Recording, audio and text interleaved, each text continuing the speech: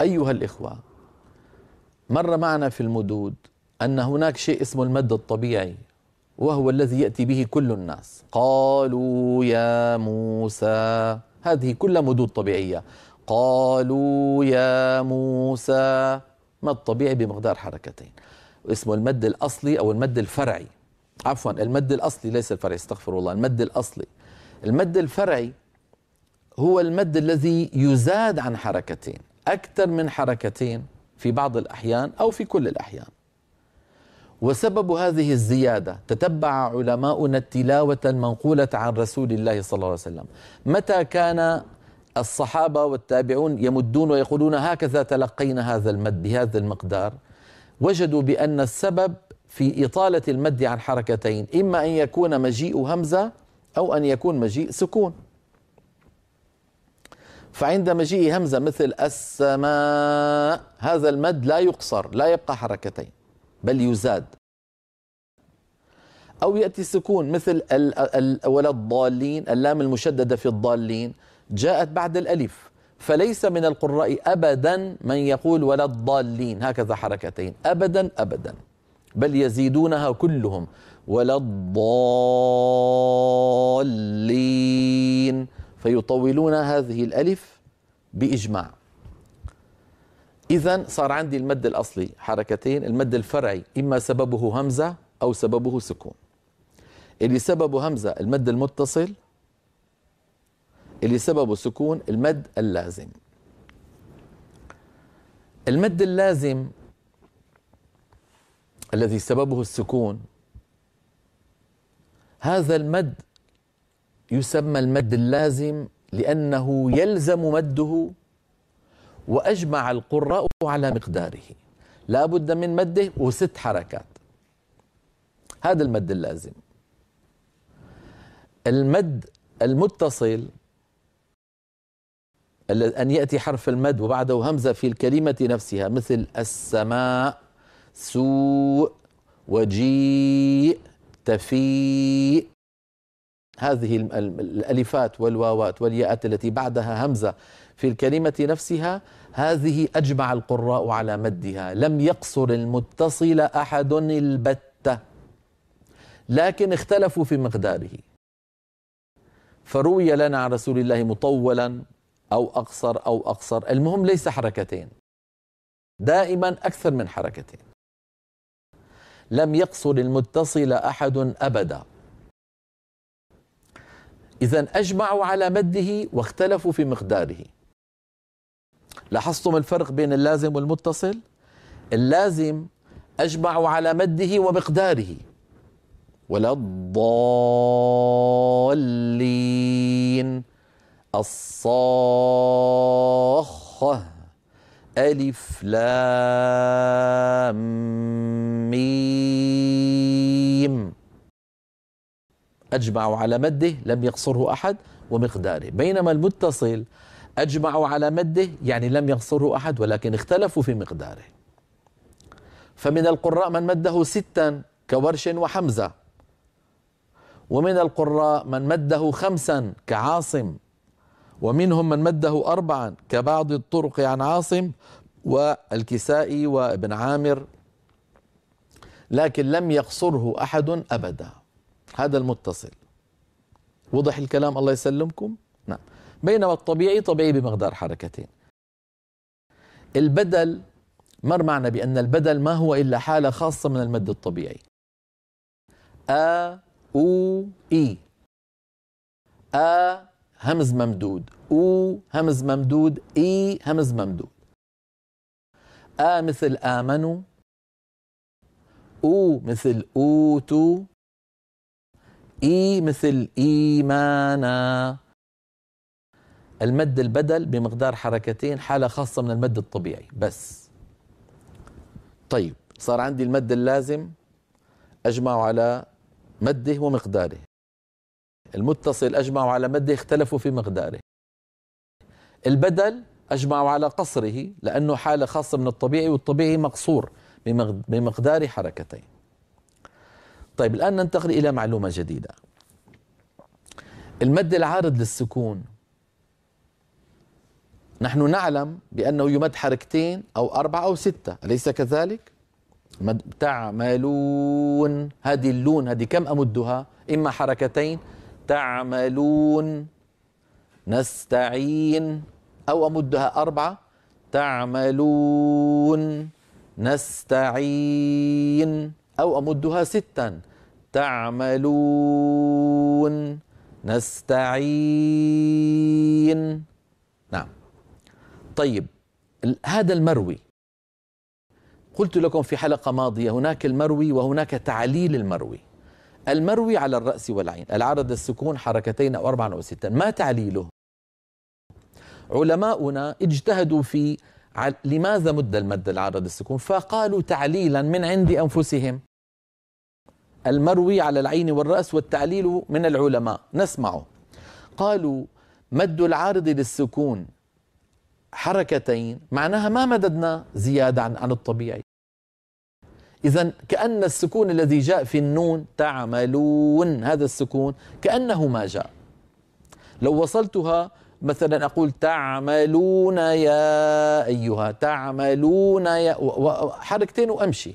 فلما أقف تعملون كأن السكون الذي في النون لا قيمة له، لم يؤثر في الواو التي قبله فيطولها عن حدها الطبيعي.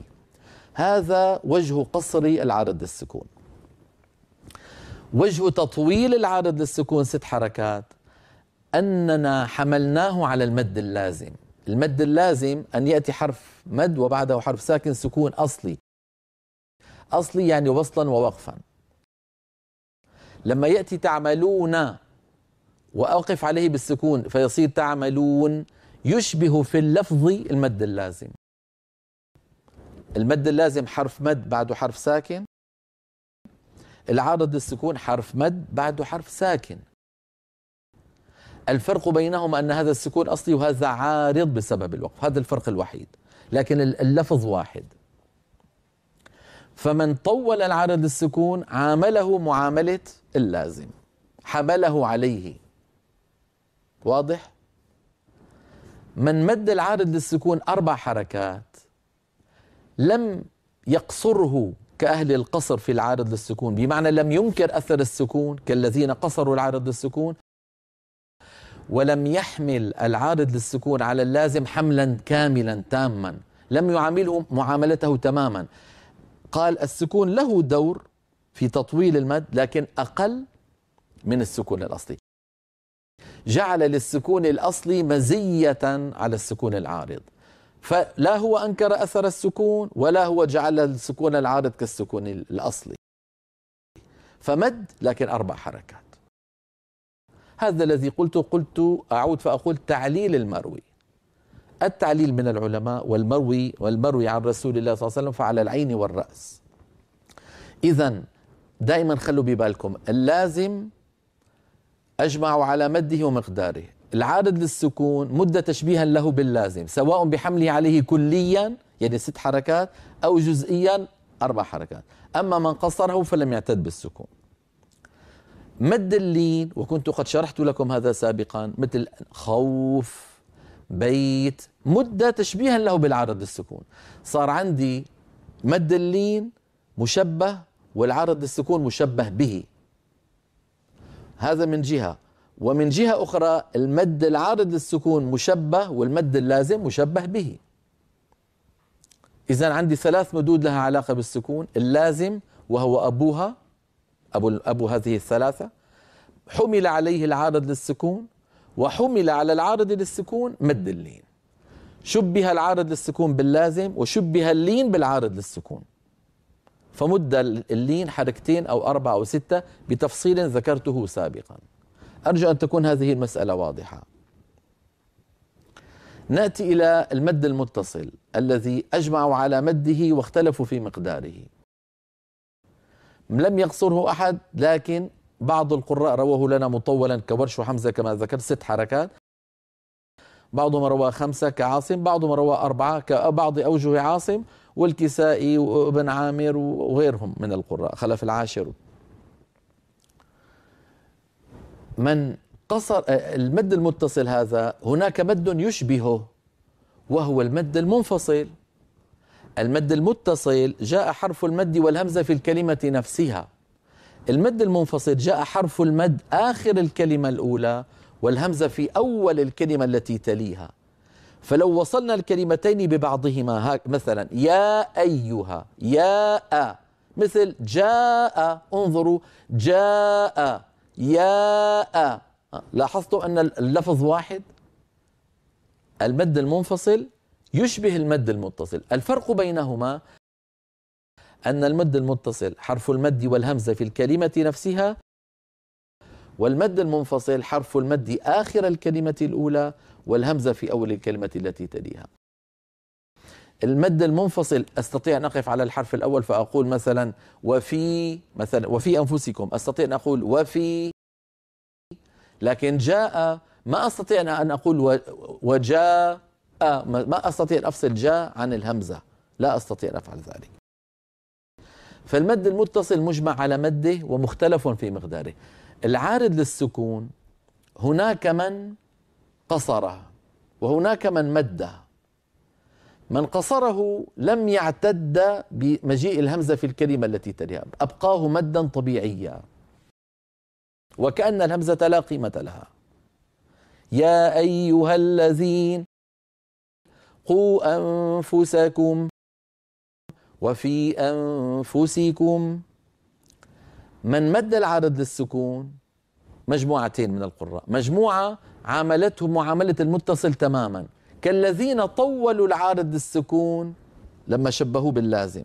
هنا أيضا هناك من عامل المنفصل كالمتصل، يمد المتصل 6 يمد المنفصل 6، المتصل 5 المنفصل 5، المتصل 4 المنفصل 4، دائما يجعله بنفس المقدار. فمن مد المنفصل كالمتصل حمله عليه حملا تاما كليا. هناك من القراء من مد المنفصل لكن أقل من المتصل، يعني لم ينكر أثر الهمزة في الكلمة الآتية كالذين قصروا المنفصل، ولم يعامل المنفصل كالمتصل، جعل للمتصل مزية على المنفصل تماما كالذين مدوا العارض للسكون 4 حركات ولم يمدوه 6، حملوه على اللازم لكن بدرجة أقل. هنا أيضا حملوا الذين مدوا المنفصل أقل من المتصل، يعني مثلا يمد المتصل 6 والمنفصل 4، فهذا الذي مد المنفصل 4 لم ينكر أثر الهمزة وفي أنفسكم مد 4، لكن لو جاء متصل يقول وجاء من أقصى فيمد جاء 6، فلا هو أنكر أثر الهمزة في الكلمتين كالذين قصروا المنفصل، ولا هو عامل المنفصل كالمتصل تماما. هذا أرجو أن تهضموه، ونعود بعد الفاصل لنكمل الحديث. سامحوني البحث شوي ثقيل، إلى بعد الفاصل نلتقي إن شاء الله. نعود إلى بحثنا في قاعدة أقوى السببين. قلنا بأن المد اللازم أجمع القراء على تطويله عن حركتين وأجمعوا على مقداره 6 حركات. المد المتصل أجمعوا على تطويله عن حركتين يعني على مده، واختلفوا في مقداره. وقلنا بأن العارض السكون مد حملا له على اللازم، والمنفصل مد حملا له على المتصل. بناء على هذا الكلام صنف علماؤنا المدود الأقوى فالأضعف. الآن انتبهوا، الآن سنستفيد من الكلام الذي قلته قبل الفاصل. طالما أن الأمر كذلك كما شرحته قبل الفاصل، صنف علماؤنا جزاهم الله عنا خيرا المدود في كتاب الله كالتالي: قالوا أقوى مد في القرآن هو المد الذي أجمعوا على تطويله وعلى مقداره، وهو المد اللازم. يليه في القوة المد الذي أجمعوا على تطويله ولكن اختلفوا في مقداره، وهو المد المتصل. يليه في القوة المد الذي حمل على اللازم، مد وطول عن حركتين حملا له على اللازم، يعني العارض للسكون. يليه في القوة المد الذي طول حملا له على المتصل، يعني المد المنفصل. نعيد: أقواها اللازم للإجماع على مده ومقداره أقل بقليل من حيث القوة، يعني أقل قوة المتصل للإجماع على مده والاختلاف في مقداره، أضعف بقليل المد العارض للسكون لأنه مد حملا له على اللازم الفوقاني هذا مع أنه هو ثالث. أقل بقليل المنفصل لأنه مد حملا له على المتصل. الرابع مد حملا له على الثاني. الثالث هذا العارض للسكون مد حملا له على الأول اللازم. صار اللازم المتصل العارض للسكون المنفصل. وخامسها والأخير هو مد البدل الذي هو بمقدار حركتين. هذه المدود الخمسة اللازم المتصل العارض للسكون المنفصل البدل ممكن تجتمع على حرف مد واحد.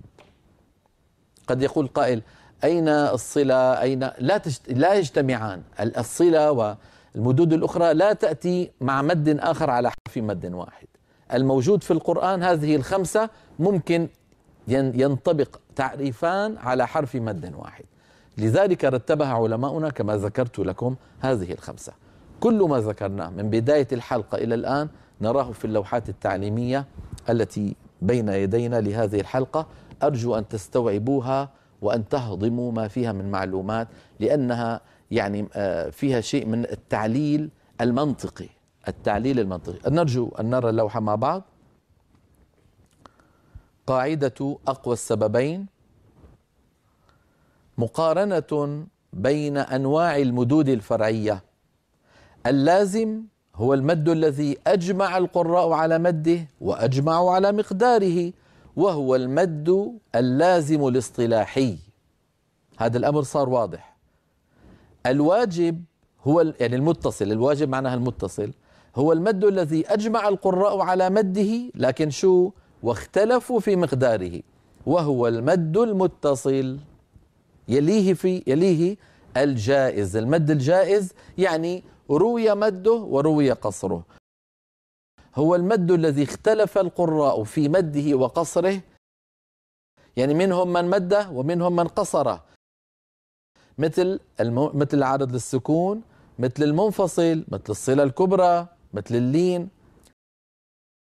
واختلف المادون في مقداره. إذا اختلف القراء في مده وقصره، وحتى الذين مدوه ليسوا سواء، يختلفون في مقداره. واختلف المادون في مقداره، وهو المد المنفصل ومد الصلة الكبرى والمد العارض للسكون ومد اللين. نعم، هذه اللوحة لازم تكون مهضومة مفهومة حتى ننتقل إلى اللوحة التي بعدها. إذن أقوى شيء، مو أقوى شيء، عندنا اللازم بعد الواجب يعني المتصل بعد الجائز. ننتقل إلى اللوحة التي تليها. أقوى المدود بناء على ما تقدم في اللوحة الماضية، فقد صنف أئمة القراء المدود الأقوى منها فالأضعف كما يلي. إذن ما سيأتي معنا الآن الأقوى فالأضعف. أولا اللازم، هذا أقوى الكل. ليه؟ للإجماع على مده يعني تطويله عن حركتين، وعلى مقداره اللي هو 6 حركات يعني. يليه في القوة فالمتصل للإجماع على مده يعني تطويله عن حركتين، لا على مقداره.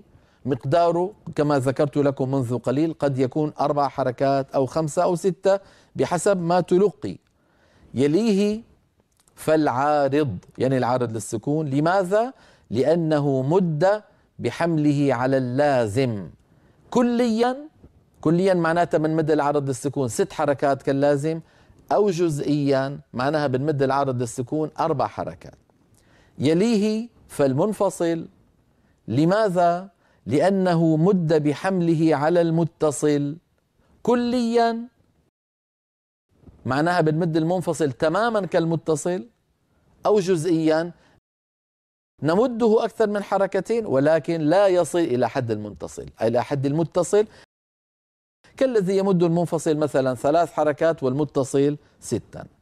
وأخيرا فالبدل وهو أضعفها لأنه حالة من المد الطبيعي، لأنه حالة من المد الطبيعي. هذا هو الذي سنبني عليه بحثنا. كل بحثنا، أعود فأذكركم أيها الإخوة، بحثنا أنا عندي حرف مد انطبق عليه أكثر من تعريف، في المدود 9، انطبق على هذا الحرف الواحد أكثر من تعريف. ماذا أفعل؟ كل ما قدمناه من مقدمات الآن لحل هذه القضية. وصلنا إلى أن أقوى المدود اللازم، لماذا؟ للإجماع على مده ومقداره. أقل بقليل المتصل للإجماع على مده لا على مقداره. أقل بقليل من حيث القوة العارض للسكون لأنه محمول على اللازم كليا أو جزئيا. أقل منه يعني أضعف بقليل المنفصل لأنه مد بحمله على المتصل كليا أو جزئيا.